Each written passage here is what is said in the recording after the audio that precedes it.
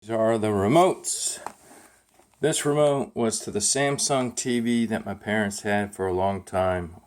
Old CRT 32-inch TV. This is the remote to the DVD Samsung 5.1 home theater -610 system. These two remotes were on their last legs. So then we went from Cox to DirecTV before HT bought them. This is the remote we got.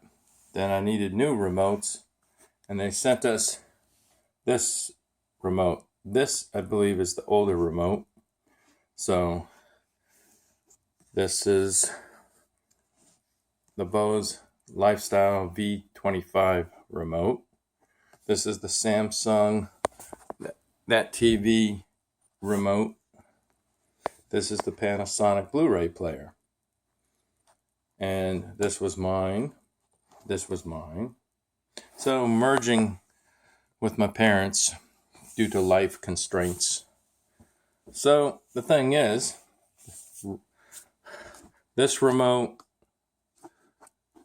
does not want to give up to this, and this doesn't want it. This is the battle. DirecTV, Bose, and this.